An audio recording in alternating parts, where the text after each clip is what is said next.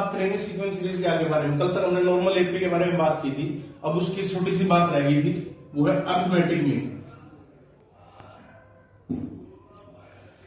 अब ये वर्ड बना हुआ है मीन से। मीन का मतलब आप लोगों को पता है कि मीडिएटर, मिडल वाले टर्म्स, जैसे अगर मान लो कि ये टर्म्स A1 है, ये टर्म 1 है और ये टर्म 5 है, ठीक है, ये टर्म 5 है, ठीक है। तो अपने को इन दोनों का अरिथमेटिक मीन निकालना है। अरिथमेटिक मीन निकालने का मतलब ऐसी टर्म्स निकालनी है अरिथमेटिक जिसका इनसे डिस्टेंस सेम हो। मतलब एक ऐसा नंबर इंट्रोड्यूस करना है जिसको अगर बीच बीच में इंट्रोड्यूस किया जाए तो इससे इसका जो डिफरेंस है वही ये वाला डिफरेंस होगा, ठीक है। या फिर हम कह सकते हैं कि ऐसा नंबर इंट्रोड्यूस करना है जिससे ये तीनों नंबर्स एपी में हो जाए, ठीक। तो उसके लिए क्या होगा, अपने को पता है कि a minus 1 equal to 5 minus A के इक्वल होना चाहिए। इसको इधर ले लें, ठीक है। तो ये हो गया 2a, ये 5 plus 1 a equal to 5 plus 1 upon 2, वो नंबर आ जाएगा। सिमिलरली अगर इसको जनरलाइज लैंग्वेज में बात करूं, ये a है, ये c है और ये b है। If a b c are in AP, तो भी यही कंडीशन बनती है कि b equal to a plus c upon 2, और we can say that b is the arithmetic mean of a and c। b क्या है, a और c का arithmetic, so b is the arithmetic mean of a and c, ठीक है। a और c के बीच का अरिथमेटिक मीन हो जाएगा b, ठीक है। सिमिलरली ये तो एक अरिथमेटिक मीन था। अब जैसे भैया अपने को बोला गया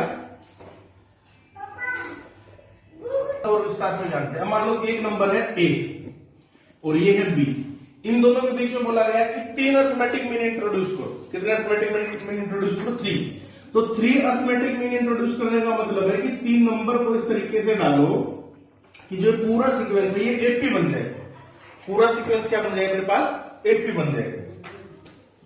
कहने का मतलब a1 a2 a3 ab और ये b, ये मतलब पांचों के पांचों टर्म्स किसमें हो जानी चाहिए? एपी में हो जानी चाहिए। जब पांचों एपी में होंगी, फर्स्ट टर्म अपने को पता है, कॉमन डिफरेंस पता लग जाए तो a1 a2 a3 की वैल्यू पता लग जाएगी। तो b equals to a plus n, देखो 3 अरिथमेटिक मीन इंट्रोड्यूस किए, चौथा ये और पांचवा ये, तो 5 माइनस 1 इंटू d, तो b minus a upon 4 equals to d, ये कॉमन डिफरेंस हो गया, ठीक है। अब a1 की वैल्यू क्या होगी? a1 की वैल्यू मतलब पोजीशन सेकंड है, नाम a1 है इसका, लेकिन पोजीशन सेकंड पे, तो a plus 2 minus 1 into D, that is a plus D, तो जाएगा a plus b minus a upon 4। वो सोल्व करते रहना, वो आपका काम है, ठीक है। a2 क्या हो जाएगा? a2 हो जाएगा a plus 3 minus 1 into D, क्योंकि नाम a2 है, पोजीशन फर्स्ट सेकंड थर्ड है, तो a plus 2 into b minus a upon 4। a3 क्या हो जाएगा? a plus 4 minus 1 into D, a plus 3 into b minus a upon 4, ठीक है, ये हो जाएगा। तो ये होता है अरिथमेटिक मीन का इसका, ठीक। अब जैसे आपने क्वेश्चन दे दिया, अब ये 3 अरिथमेटिक मीन इंट्रोड्यूस करो, 20 करो, 50 करो, इसका काम मतलब कहने का मतलब वो पूरा सीक्वेंस एक एपी बना देगा, ठीक है। अब जैसे बोला गया कि अपने को कि find the 3 arithmetic mean between 3 and 90, find the 3 arithmetic mean between 3 and 90, ठीक है। 3 और 19 के बीच में 3 अरिथमेटिक मीन इंट्रोड्यूस करो, तो 3 a1 a2 a3 90, ठीक है, ये हो गए। तो भैया 5 हो गए। सिमिलरली क्वेश्चन, तो 19 equals to 3 plus 5 minus 1 into D, 19 minus 3 upon 4 equals to D, 16 upon 4 equal to D, तो डी की वैल्यू कितनी आ गई? 4। अब a1 की वैल्यू कितनी होगी? a plus D, a plus D बोले तो 3 प्लस 4 दैट इज 7। a2 की वैल्यू कितनी होगी? a plus 2d, 3 plus 2 into 4। a3 की वैल्यू कितनी होगी? 3 प्लस 3d, 3 प्लस 3 इंटू 4, 4 की 12 8 15, तो ये हो जाएगा 7 11 15। तो ठीक है, ये इस तरीके से इनकी वैल्यू आ जाएगी अपने पास। ठीक, ये था अर्थमेटिक मीन। अब इसमें क्वेश्चन रह गए, क्वेश्चन आपको दे देता हूं, ठीक है, वो क्वेश्चन करना। अब नेक्स्ट इसी में जो नेक्स्ट सीक्वेंस अपन पढ़ेंगे और थोड़ा बहुत अगर आप लोगों ने पढ़ा भी होगा वो है GP, geometric progression. Geometric progression क्या बोलता है अपने को? ज्योमेट्रिक प्रोग्रेशन ये बोलता है कि अगर टर्म्स है, ये A1, ये A2, ये A3, ठीक है, ये A4, ऐसे करके टर्म्स है, ठीक है, तो हर दो कंसेक्यूटिव टर्म्स का जो रेशियो है वो सेम रहेगा। उसमें डिफरेंस सेम था, इसमें रेशियो सेम रहेगा। मतलब A2 upon A1 equals to A3 upon A2 equals to A4 upon A3 equals to A5 upon A4 and so on. और वो जो रेशियो है वो R को लिखा हमने, जिसको हम कॉमन रेशियो भी बोलते हैं। उसमें कॉमन डिफरेंस बोलते थे, इसमें कॉमन रेशियो बोलेंगे इस चीज को, ठीक है। अब जैसे ये टर्म्स है 1, 2, 4, 8, 16, 32 एंड सो ऑन। पहली टर्म 1, दूसरी टर्म इसका जस्ट मल्टीप्लाई 2, 2 टू जा 4, 4 टू जा 8, 8 टू जा 16, 16 टू जा 32। मतलब हर दो कंसेक्यूटिव टर्म्स का जो रेशियो है वो 2 के इक्वल आ रहा है। किसके इक्वल आ रहा है? 2 के इक्वल आ रहा है, ठीक है। तो ये बेसिकली डिफरेंस है इनके बीच में, ठीक है। तो ये हो गया। अब इसकी जनरल टर्म कैसे लिखेंगे? अब इसको देखो दोबारा से, पहली टर्म तो A, दूसरी टर्म A इंटू R, तीसरी term A into R square, चौथी term A into R cube. देखो हर बार R से मल्टीप्लाई किया गया।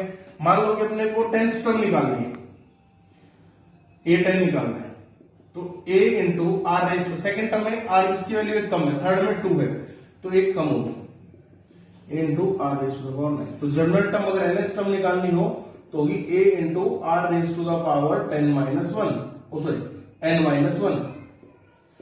तो ये इसकी जनरल टर्म का फॉर्मूला हो गया, A into R raise to the power n minus 1, ठीक है। तो ये जीपी के टर्म्स होंगे अपने पास, ठीक है। अब क्वेश्चन आता है अपने पास, if first term of GP is 1,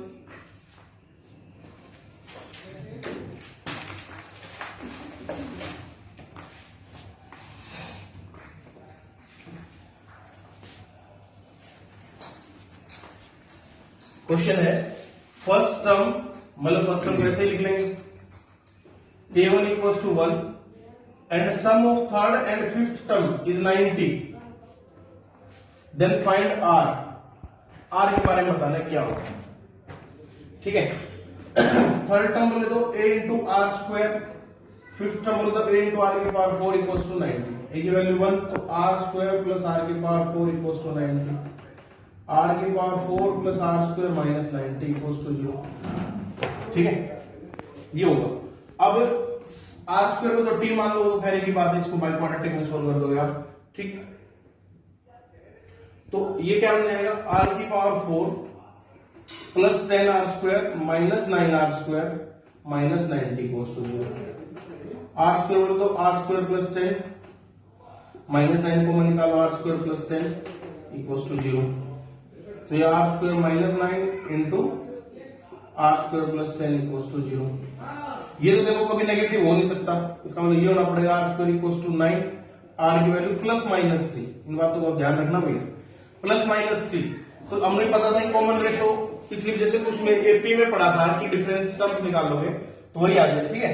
कुछ लिख लो इसको, R को मतलब दो आ जाएंगे बेसिकली कहने वाला, R equals two plus minus 3। अभी तो इसी तक समझ, ठीक है। अब नेक्स्ट क्वेश्चन है, अच्छा इस चीज में एक और खास बात होती है, वो क्या कि एपी और इसका दोनों का समझाता हूं आप लोगों को। एपी में क्या था? A1, हाँ एपी में क्या था? एपी में ऐसे था A plus D, A plus 2D, A plus 3D। अब ऐसे करते करते लास्ट में तब बन जाएगी A plus n minus 3D, A plus n minus 2D और ये A plus n minus 1 into D. तो फर्स्ट टर्म और लास्ट टर्म का सम देखो कितना बन रहा है। फर्स्ट और लास्ट टर्म का सम बनेगा 2A plus n minus 1 into D. Second और सेकेंड लास्ट टर्म का सम देखो कितना बन रहा है, वो भी 2A plus n minus 1 into D. Third और थर्ड लास्ट टर्म का सम देखो, वो भी यही बनेगा। फोर्थ और फोर्थ लास्ट टर्म का सम भी। तो इसका कहने का मतलब है कि भैया आगे से पहली टर्म, पीछे से पहली टर्म, आगे से दूसरी प्लस पीछे से, इन सब का सम किसके इक्वल रहता है?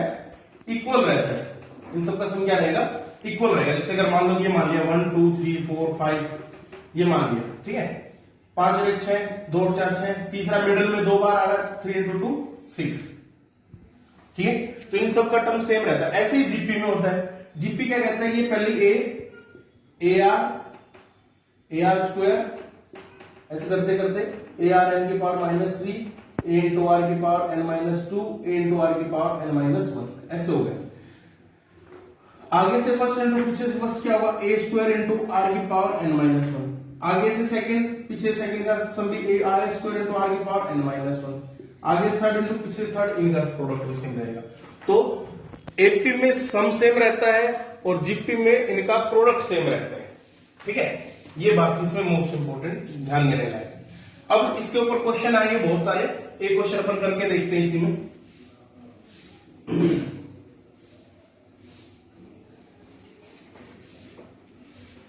जो क्वेश्चन हम कर रहे हैं वो क्या कह रहा है कि A5 equals to 2,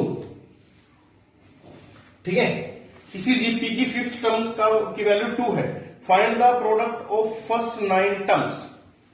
find the product of first 9 terms. First 9 terms का प्रोडक्ट बताना है। तो पहली टर्म ए, दूसरी ए इंटू आर, तीसरी ए आर स्क्वायर, ऐसे करके देंगे फर्स्ट 9 टर्म्स। 9 टर्म की वैल्यू कितनी, ए इंटू आर की पावर एन -1 मतलब 8। इनका क्या बताना है, प्रोडक्ट। तो इनको प्रोडक्ट करो, A into A R square A R की पावर 8। ए कितनी बार यूज हुआ, 9 बार, तो ए 9 निकालो। आर की वैल्यू देखो 1 से स्टार्ट होगा, ये बेस से मतलब ऐड पावर ऐड जाएंगे 1 + 2 ऐसे करते करते 8 तक, ठीक है। इसका सम आप लोगों ने पढ़ाई होगा, ये कितना होगा, 8 इंटू 8 + 1/2, तो ये पावर 9 और 8 दोनों हो चुका 36, आर की पावर 9। तो 8 इंटू आर की पावर 4 की पावर 9 कर सकता हूं, इसको देखना बिल्कुल कर सकते हैं, इसमें कोई दिक्कत नहीं होगी।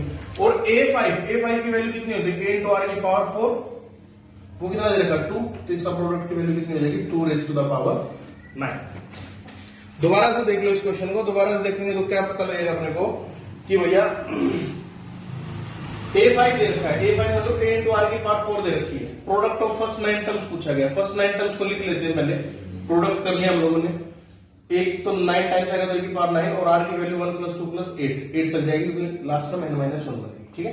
तो इसको सोल्व करोगे तो ये बन जाएगा, ये a है ये 9 है, तो ये जैसा ही बनाता हूं मैं, थोड़ा देख लेना चीजों को, ठीक है।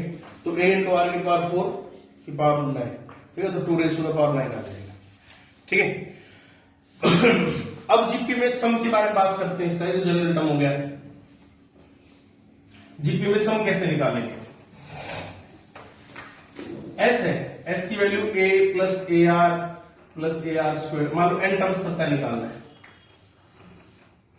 a इंटू आर की पावर n - 1, ठीक है।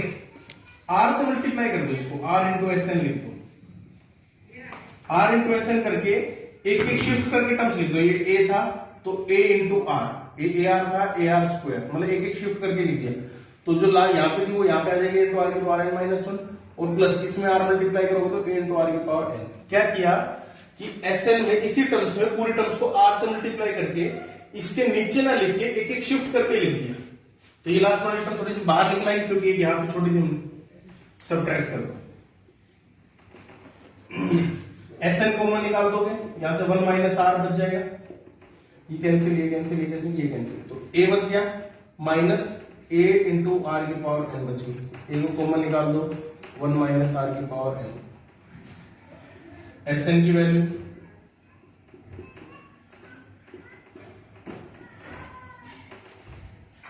ये आ जाएगी।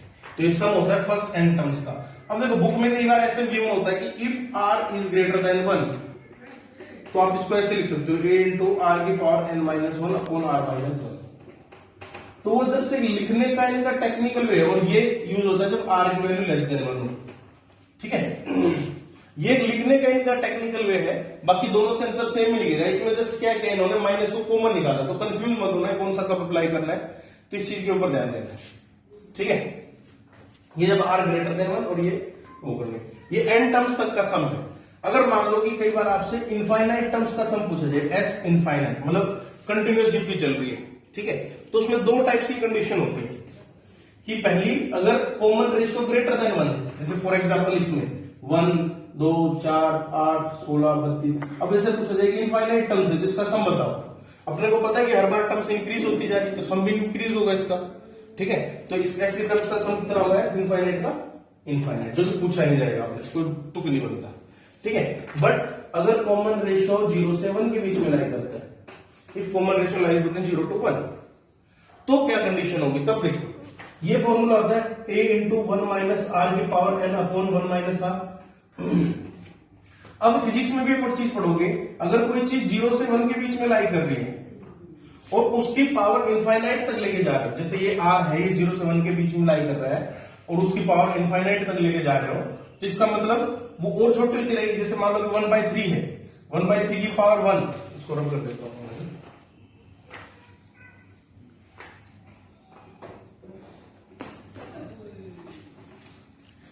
एस इनफाइनाइट, अगर मान लो a इंटू 1 माइनस आर की power n upon 1 minus R, इसके बारे में बात करें। अगर r की वैल्यू जैसे 1/3 है, तो अगर r 0 से 1 के बीच में हो तो क्या कंडीशन होगी, r की वैल्यू 1/3 है, 1/3 की पावर 1, r स्क्वायर कितना हो जाएगा 1/9, r क्यूब कितना हो जाएगा 1/27, r की पावर 4 कितनी हो जाएगी 1/18। मतलब देखो और छोटी होती रहेगी टर्म्स, डिनोमिनेटर जितना बड़ा होता रहेगा टर्म्स इतनी छोटी हो रही, और ये इनफाइनाइट जाएगा तो 1/इनफाइनाइट के करीब आएगी, 1/इनफाइनाइट मतलब 0 के अराउंड, तो इसको a इंटू 1 माइनस 0 और ये 1 माइनस आर ही रहेगा, तो a अपॉन 1 माइनस आर, और ये अप्रोक्सीमेटली होता है तो इसलिए इसके ऊपर कई बार ऐसा साइन मिलता है, ठीक है।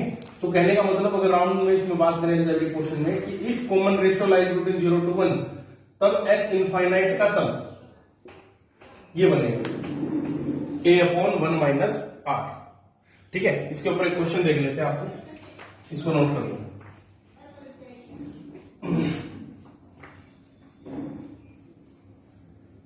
क्वेश्चन क्या है कि जैसे मान लो ये टर्म्स है 1 plus 1/2 plus 1/4 plus 1/8 plus 1/16 up to infinite, इसका सम बताना है क्या होगा।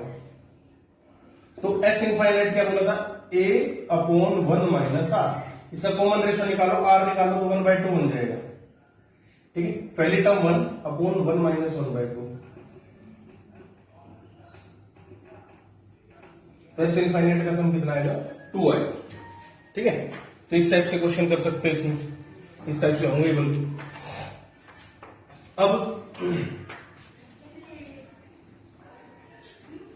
एक क्वेश्चन देखते हैं इसमें, क्वेश्चन देखो, क्वेश्चन क्या कह रहा है। क्वेश्चन कह रहा है कि किसी जीपी की 4th टर्म दे रखी है 10 के इक्वल, 7th टर्म दे रखी है 80 के इक्वल, ठीक है, और लास्ट टर्म, ये नहीं बोला गया कौन से नंबर की टर्म है, ये बोला गया कि लास्ट नंबर की टर्म साहब वो दे रखी है 2560, ठीक है। तो अपने को इस जीपी में फर्स्ट टर्म बतानी है एंड नंबर ऑफ टर्म्स बतानी है, बोले कौन से पोजीशन की टर्म्स है और इसकी फर्स्ट टर्म क्या होगी वो बतानी है। ये दो चीज दे रखी है, हम एज्यूम कर लेते हैं कि first term is a and common ratio is r, ठीक है। तो a4 का मतलब a into R cube equals to 10, a into R की पावर 6 इक्वल्स टू 80। तो पहली बात कहां से निकलेगी, दोनों को डिवाइड कर दो, a इंटू आर की power 6 upon a into R की power cube, 80 upon 10, R cube equals to 8, इसका मतलब आर की वैल्यू कितनी आ जाएगी 2, 8 किसका होता है 2 का क्यूब होता है ना, ठीक है।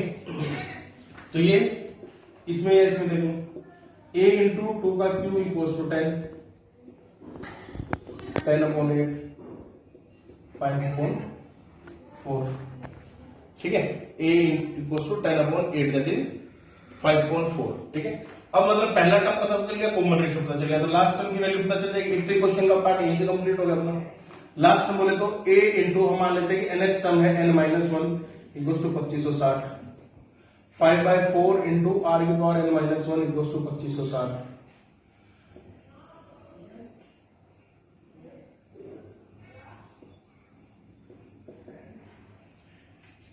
हमने को पता है कि 2 की पावर में रहेगा, तो 512 इंटू 2 का स्क्वायर, ये देख लेते हैं, 2 4 4 16 16 24 24 24 2 की पावर 9 इंटू 2 की पावर 2 मतलब 2 की पावर 11, और ये सेम रहेगा तो n माइनस 1 की पावर कितनी होगी 11, n की वैल्यू कितनी आ गई 12। तो ये सोल्व कर सकते हैं इसको यहाँ पे, ठीक है।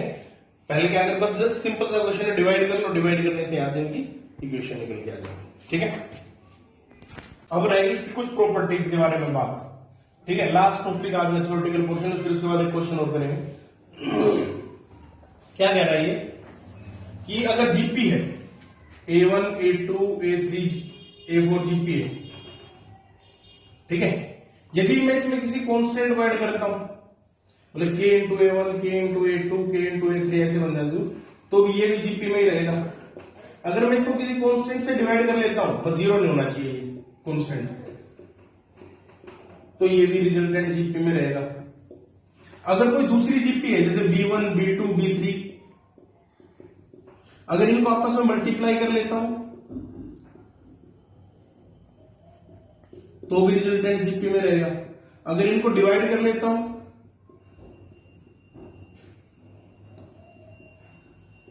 तो भी रिजल्टेंट जीपी में रहेगा। अगर ऐड या सब्ट्रैक्ट करता हूं, A1 प्लस माइनस B1 करता हूं, A2 प्लस माइनस B2 करता हूं, तब रिजल्टेंट जीपी में नहीं रहेगा। कहने का मतलब कांस्टेंट को मल्टीप्लाई कर लो, कांस्टेंट को डिवाइड कर लो, जीपीज को मल्टीप्लाई कर लो, जीपीज को डिवाइड कर लो, तो रहेंगे जीपी में। ऐड करोगे सब्ट्रैक्ट करोगे तो जीपी में नहीं रहेंगे। कहने का मतलब सिंपल सी भाषा में ये है, ठीक है। नेक्स्ट प्रॉपर्टी क्या कहती है, नेक्स्ट इसमें करते हैं, जैसे उसमें 3 नंबर्स का एज्यूम करना था तो कैसे, 80 में अगर 3 नंबर्स का एज्यूम करना था कैसे करते थे, a minus D a plus D, है ना।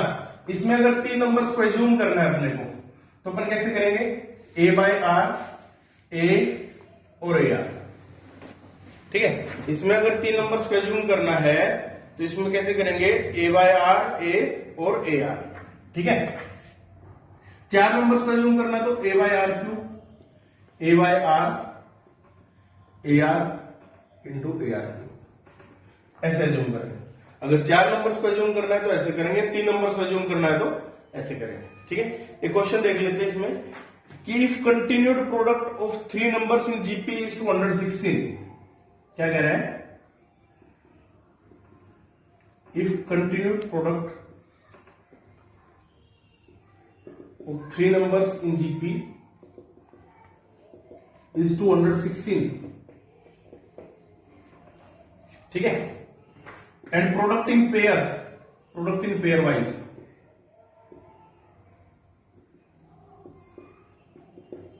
is 156, ठीक है। Then find the numbers, then find numbers. कहने वाला कंटिन्यूड प्रोडक्ट ऑफ 3 नंबर्स, पहली बात तो 3 नंबर्स एज्यूम करने तो अपने को किस वे में एज्यूम करेंगे, इसमें उनका कंटिन्यू प्रोडक्ट मतलब a by R into A R equal to 216, a cube equal to 216। तो यहां से पता चल जाएगा कि a की वैल्यू कितनी आ गई 6। तो देखो एक नंबर तो अपने को वैसे मिल गया, तो नंबर क्या होगा 6 बाय आर 6 और 6 आर। अब इसने बोला कि product in pair wise, pair wise product का क्या मतलब हुआ, पेयर वाइज प्रोडक्ट का ये मीनिंग हुआ कि भैया पहले इनका प्रोडक्ट फिर इसका प्रोडक्ट और फिर इसका प्रोडक्ट, ठीक है। 6 by R into 6 plus 6 into 6 R plus 6 by R into 6 R equals to कितना दे रखा है 156, कैंसिल हो गए। 36 सब में कॉमन निकाल दो, 1 by R plus 1 equals to 156, ठीक है। या इसको हाँ ऐसे ही कर लो, कैलकुलेशन वाली बात ही है, जस्ट 36 कॉमन निकाल के 1 बाय आर प्लस आर और ये 156 माइनस 36 120, ठीक है। 1 plus R square plus R upon R 120 upon 36, ये 10/3 आ जाएगा। तो 3 plus 3r square minus 10r equal to 0, 3r square minus 10r plus 3 equal to 0, 3r square minus 9r minus r plus 3 equal to 0। 3r को common निकालो, r minus 3 minus 1 को common निकालो, r minus 3 equal to 0। तो एक तो आ गया कि 3r minus 1 equal to 0, that is r equal to 1/3 और r minus 3 equals to 0, r equals to 3। दोनों से नंबर सेम ही आएंगे, दो डिफरेंस मिलेगा। जैसे अगर मान लो कि r की वैल्यू 3 यूज करता हूं तो 6/3 6 और 6 इंटू 3, और अगर r की वैल्यू 1/3 यूज करता हूं तो 6 इंटू 1/3 6 और 6 इंटू 1/3। ये नंबर मतलब नंबर सेम ही आएंगे, इसमें कोई डिफरेंस वाली बात नहीं। ठीक है, तो ये कर सकते हो आप यहाँ पे।